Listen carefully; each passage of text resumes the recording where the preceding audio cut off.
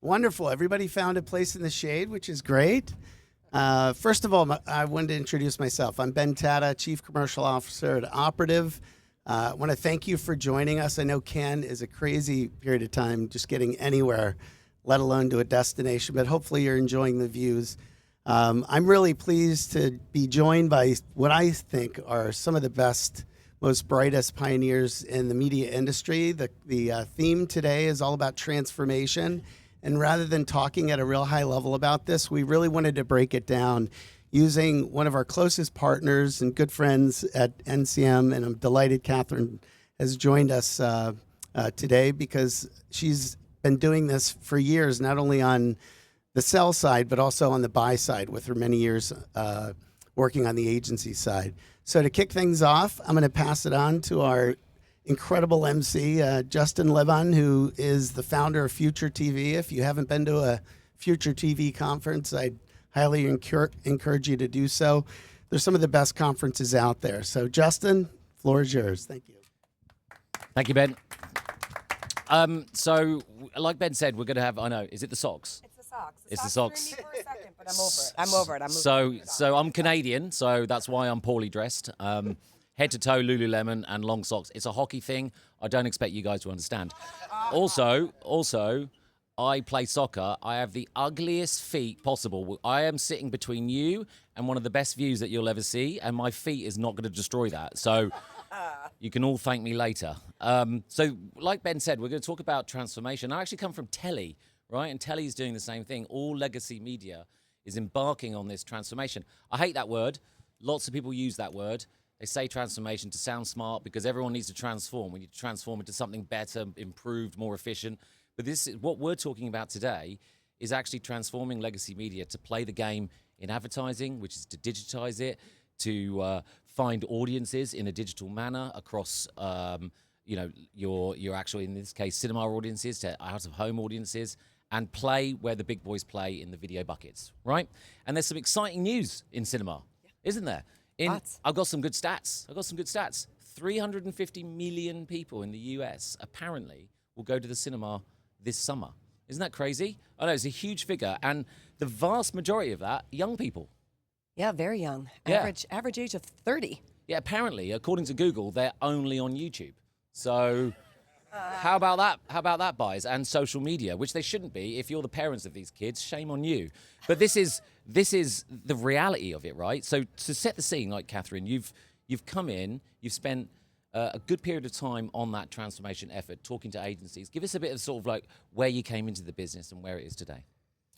Yeah, I mean, the reason when I came here a year ago, what really excited me was the audience that we have. And quite frankly, it's gotten younger post-COVID because those kids, after being cooped up with their families, wanted to get the hell out, right? So they are going in droves to the theater, and the experience and the sight, sound, motion, attention that the theater has versus any other screen was really, really interesting for me. And listen, Operative became a very big partner of ours because we needed to transform the business from people thinking that we're this old legacy media that doesn't really, do anything.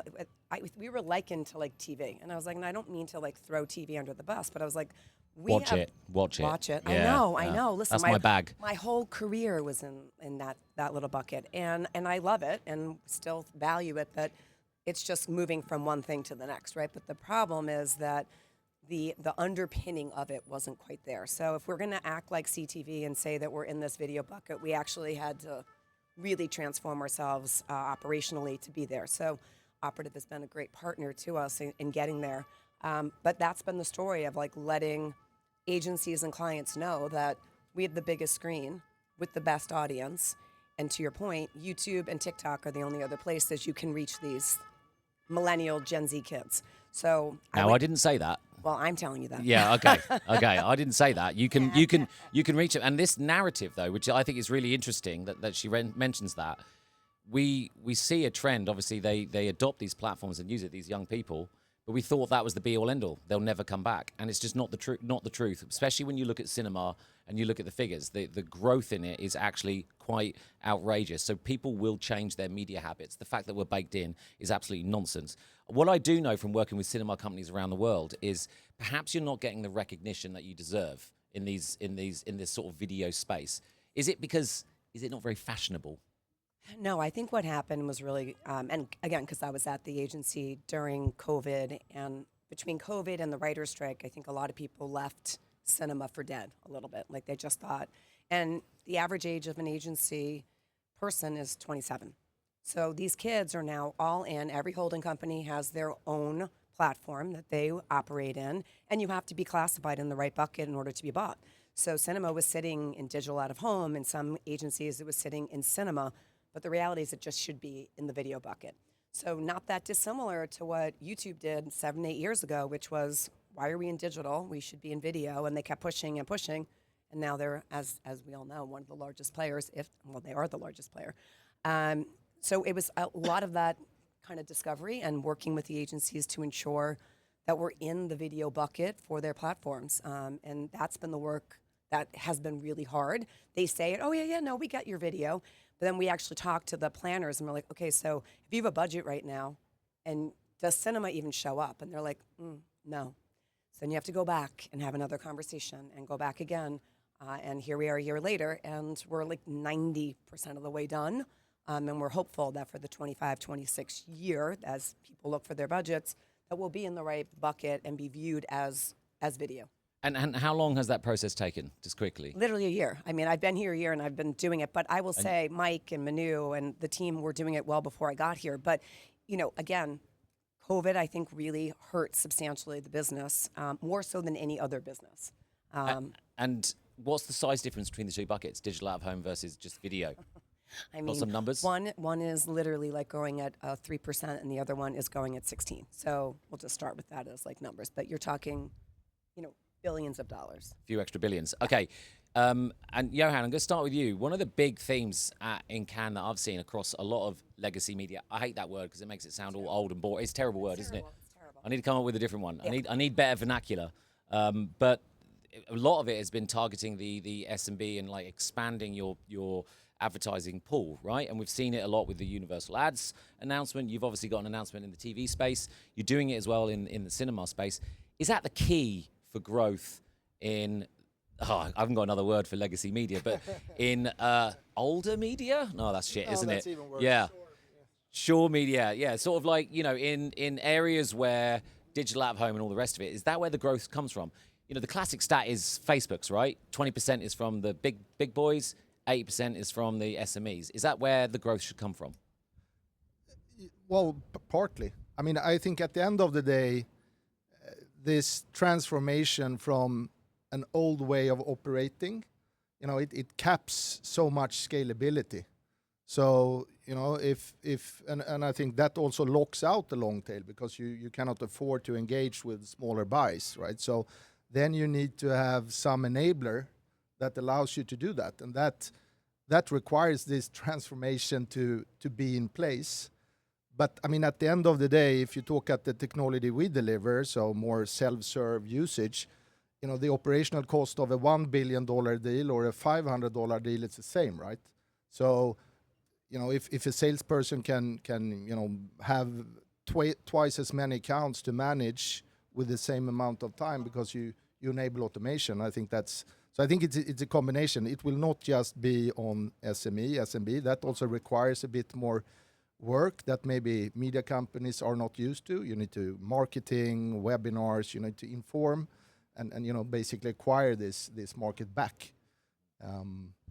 Okay, Johan, what's your role in? Sorry, not Johan. Robert, what's your role in digitizing the experience from a buyer's perspective for the cinema industry? I know you very well from the TV side. So what are you exactly doing in this market? Yeah, so what tvbeat is doing is we are kind of more on the back end and we are kind of transforming these legacy systems, which were historically kind of sold, you were historically selling spots. We are transforming that. It can be kind of sold as a digital video and kind of creating holistic forecasting, planning, and optimization for that. So our role is really more on the back end, unifying different inventories, simplifying the transactions so that they can be easily bought into the self-buying solutions. That's kind of our role in all of that. And that's predicting what the audiences will be and Correct. selling against that and providing the transparency layer for that. Correct. So imagine, right? You have a cinema, you have spots there, and you can sell this as a spot, but you can actually sell this as an audience which will be watching that movie, and that's what we are kind of unifying, automating, and providing this input back to the ROS, and then it goes to DanAds. Okay, I'm going to ask with SMB, I'm always worried about the SMB business within premium environments. Cinema's a real premium environment. I don't know if anyone's been to the cinema recently, but I got way too many children and I took them all to the cinema and I got fucking fleeced. It was amazingly expensive. Yeah, with all the popcorn and all the shit, it was over $100. And do you know what I did? They had the beds. I slept. It was the best sleep I've had for 2 hours. It was Moana 2. I don't know what happened in it, but anyway, I got Disney Plus, so I watched it afterwards anyway. But it's tremendously expensive. It's a premium environment. It's a bloody great big screen. And when you start targeting the SMBs, and I know I know Americans have got like a bit of a checkered history with creative ads. When I watch TV in America, the ads are, let's be honest, disgusting mostly. But do you know in Australia, Val Morgan Group, which is a very similar group to what we got on stage here, they human verify all their ads because they realize that the people that are buying those tickets want to see good creative. They will kick out advertisers. So do you worry about that? That was a long bloody question. I'm sorry. Yeah, I went off on one, no, didn't no, I? I got it. Yeah. But do you verify that? Are you worried about the quality of the creative that could come? Because those audiences are what? What's a ticket in the States? $20? 15?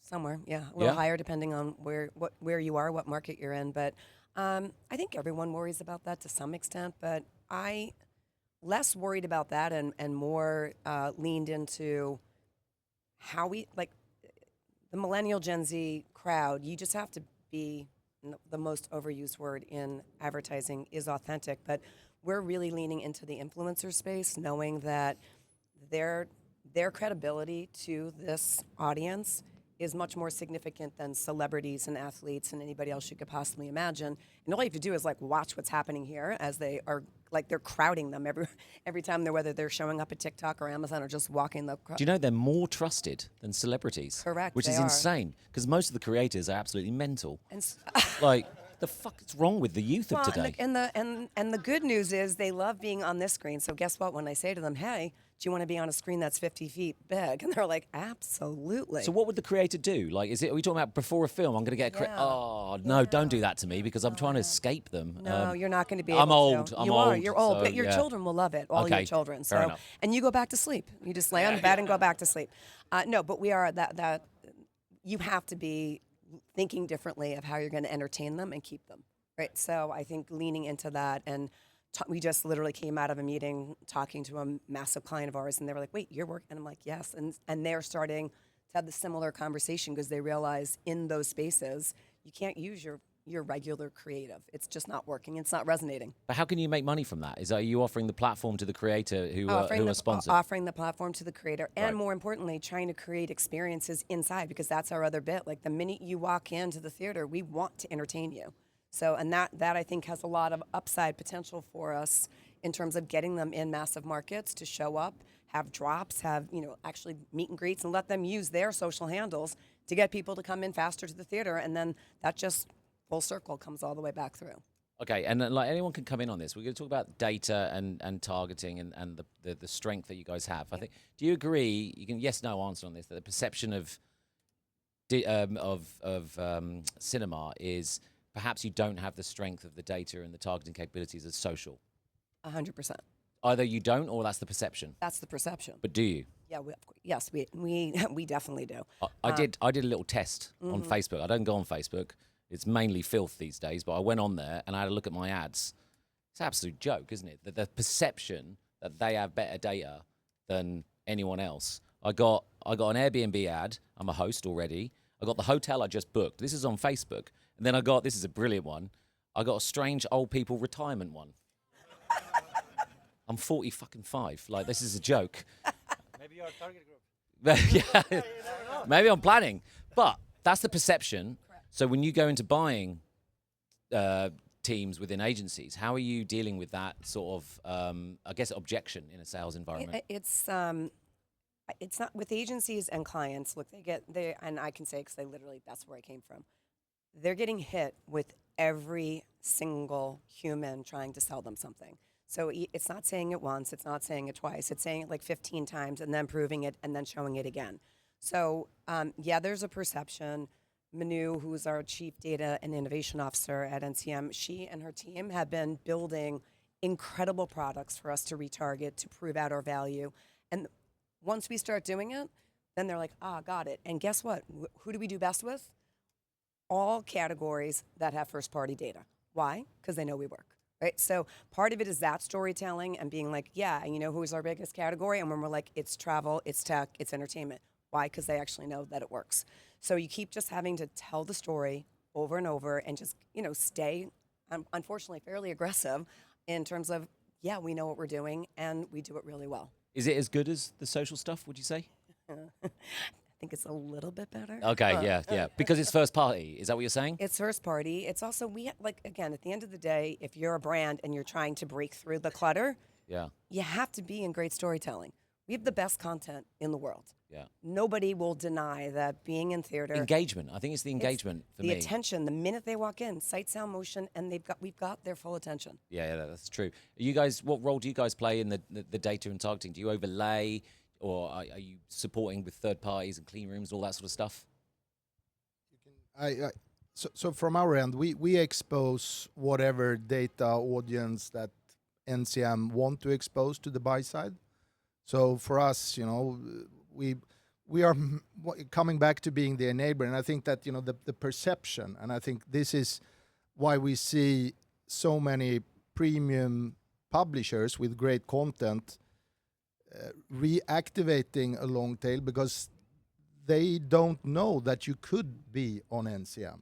It's like too costly to whatever there is, right? So I think with enabling the buying experience for them and automating processes, I mean, you can buy for $1,000, and target your local audience if it rains. That's where you want to be, and have that buying experience, a bit like how you buy on Facebook, but instead of buying mass for low, you buy less for higher. And I think that's an information journey that needs to be done, or I would say knowledge transfer to educate buyers that there are alternatives to Google and Facebook. What's the key to educating those buyers? What would you say? Because there's a lot of buyers. When I saw the stats, the universal one, you're talking about opening up the doors for another like 10,000 buyers.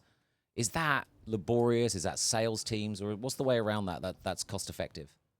I think there is a combination of a lot. I mean, if we look at our clients, they have different strategies. So, for example, I mean, Disney they did a roadshow targeted towards small to medium agencies.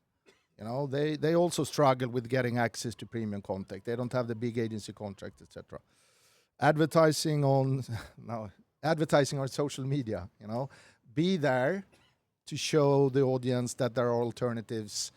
To be in a cinema near you or whatever. So, Robert, you're going to come in?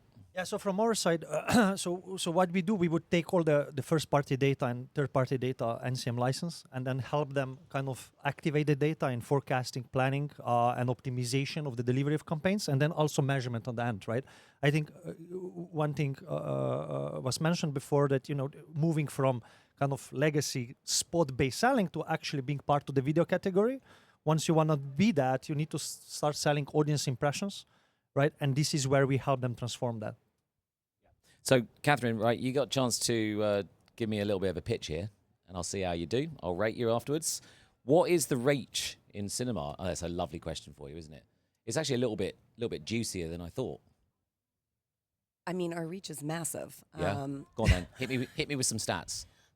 In terms of who we reach and our age, our actual massive reach of the over 400 million people that will be at the box office this year.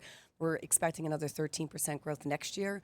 The 53% of the people who actually go to the theater then go out and buy, like whether they're going to dinner, going to the mall, but they're shopping or eating or doing something in some capacity. So we also have that last touch attribution in terms of the people that we reach are actually then literally, you want to get somebody before they go buy something, that's where you hit them. You hit them in the theater. The sales line that you gave me, which I liked, was 7 million per week.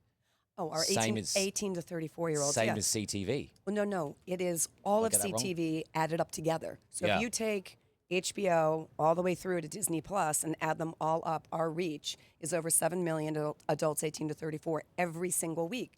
And I think the one thing that we're trying to get people to realize, it's not just about Wicked or Lilo and Stitch. It's a consistent 7 million adults 18 to 34 every single week that we reach, which is more than all of CTV that has ads rolled up together. I was surprised by that stat. Does that ring quite nicely when you go to say that to Oh, agencies? yeah, they It's look a nice at- one. That's a good sales line. That's I a think good we all sales. When agree. you said reach, I didn't. It's a strong sales line. It's a. Did I screw that up? Did I screw the a question little bit, up? but it's totally Oh, okay, fine. And fine. we spoke a week ago. Yeah. In Cannes, that feels like 6 months ago. So, Yeah. but yeah, no, it's an amazing stat. And again, it goes back to the fact that every dollar that you move to cinema and you move to us from CTV, you're getting an incremental 15 to 20% reach. You can't just keep buying those CTV audiences. And look, CTV is really growing through programmatic. And the problem with programmatic is that none of these agencies know where they're buying. They're buying the same audience over and over again. And then you watch it and you're like, am I seeing the same, XYZ ad for the 5th time in this actual show? And it's because that's what's happening. Whereas when you come to the cinema, you know exactly what you're seeing. People intended to go there. They made a decision. They got off their couch. They paid the money. They show up and they pay attention. Real humans and Real humans. That's a whole nother. That's a great idea, right? Maybe Yeah, it's a actually great idea. Getting humans. Yeah, I think in the US CTV market, your average fraud level is around 20%. How fucking terrible is that? Like, what a piss poor job we've done in this industry to create that mess out of an area, by the way, that we should be celebrating. Anyway, that's another topic. Yeah. Does the transparency? Do you actually get it independently measured? Like, is it transparent, like through like a JIC or whatever? Yes. Yeah. We are. Listen, first of all, we are working with anybody who wants to work with us. Manu, the one word the way Manu has been framing it up, which I love, is we're democratizing data. Because I think coming from the agency side, all I saw was every single. I don't know what that means. I hear it a lot. What does it mean? Democratizing data? Yeah. It means that we're not going to put a moat around ourselves and only let you measure us. We actually want you to measure us against every other platform and every other company because we know we'll do better. Okay, fine. Now I know what it means. Yeah. That was a tough one. Yeah. So, all right, I'm going to get you. The one thing that I think when we chatted was like, cinema is actually really quite sophisticated with its targeting and data capabilities and tying it to attribution and all the rest of it. Why don't you give us a campaign example of where you've done that, where it's been pretty cool and the outcomes have been great and the client's been satisfied? So we've done it in multiple categories, but I would say in retail and in automotive more recently, it's been incredibly where we're seeing, like, the thing that I love that we can do, and like another overused phrase is, full funnel, and the funnel has collapsed and all the great things that we say about our industry, which are terrible. How do you feel about the funnel? I heard another marketer talk absolute nonsense yesterday on this. I can't take it anymore. But No, for me too. example, you can have your Nissan or any automotive can have their beautiful creative for their new campaign that they're launching for their new line. And in the bottom right-hand corner, we can actually take that down to the dealer level and say, did you love that? Do you want to take a test drive? Come do this, right? And what we're seeing is that I feel like we can play in retail media, we can play in the influencer space, and we can play in the video space. It's where everything is moving, and we actually can do it in a way that others say they're doing it, but are not. Our click for our QR codes is 3x to 5x versus the category, anything that's happening in CTV right now. Our ability to take your national and local messaging and actually prove out value, we're doing that better than anyone right now. And so it's this rinse and repeat that we need to keep doing. But I would say in automotive and in retail right now are two categories that we're really sort of getting into, that they're seeing the results and they just keep coming back. So that's how you know. Is that it works. local or is it the national, really fancy car ads? It's the both, right? Yeah. And that's what they're seeing. They're like, wait, I didn't know that. We can actually take your creative and do literally up to thousands of iterations of creative locally by market if that's what you want. We could do it within 24 hours. So I think there's also this perception that it's legacy media, so it takes longer and you don't have that data. And we're just like, all of this is incorrect. Yeah, and that's the narrative that you got to challenge. And your Correct. day job is probably going around dispelling myths and truths. Yes. Okay, I've got 2 more questions. One of them is a bit silly, just as a bit of fun to wrap up. Does anyone want to ask the panelists and Catherine a question at all? Do you want to get involved? Ben, I see you moving there. Yeah, you're not allowed to ask that question since you're part of it. No? Okay, right, fine. Okay, so someone who does actually also talk kind of a lot of nonsense these days is Martin Sorrell, which not a lot of people will say, but I'm willing to do. He actually said not so long ago, you can achieve most marketing results, so you got to agree or disagree, with Google and Facebook. Agree? Disagree? Absolute nonsense. I disagree as well. Disagree. Easy one, that, wasn't it? But do you think that's the key for what you're doing, is to challenge the social spend? Is that what you're coming up against most of the time? Yes. And that narrative as well. 100%. Again, if we all get to grade our own homework, that goes back to the democratizing data. If I'm, listen, and these people were selling to me literally 5 minutes ago, if I say to you, oh, Mike, you spent another, $100 million with us, guess what? You're going to have better results. Well, if no one's grading that homework except for the 2 companies that we're talking about, well, of course that's what I just don't know whether really the advertising industry and the agencies and buyers care about that narrative too much. They say it privately, but the spend is still going in one direction. Well, we're seeing it in telly, aren't we? because it's cheap. Yeah. Because it's cheap. Yeah. That's But why. is that the key to growth? Taking money from the social spend? Absolutely. Yeah. Yeah, get the money back from it. Yeah. Okay. So, last question. I've been asking everyone at Cannes. I don't know if you've seen the reporting. A lot of it has been like, creativity is dead. It's all about data and tech and all that sort of stuff. And it probably is the narrative, but it's not actually how advertising works, and it drives me absolutely bananas. But you're hearing it a lot. So I've got one question to wrap up the panelists, and I've been asking a lot of people this, so putting it on camera. So here we go, Catherine, you get it first. Okay.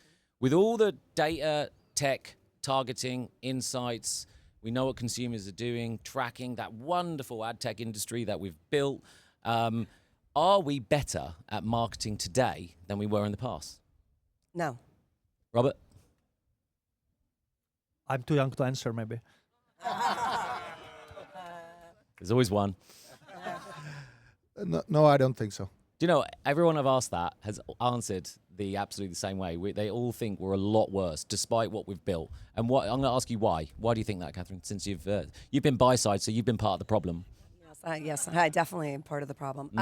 I do think that if you lose sight of, we were more accountable before, and I think we now default to There's data. an irony there, isn't it? Right? With all the attribution it's platforms like all and the stuff. attribution platforms, Yeah. we default to data, and we forget about what we were doing, which is using common sense, right? And like somehow we went from common sense and having a brain in our head and being able to solve problems for our clients to literally going to big data.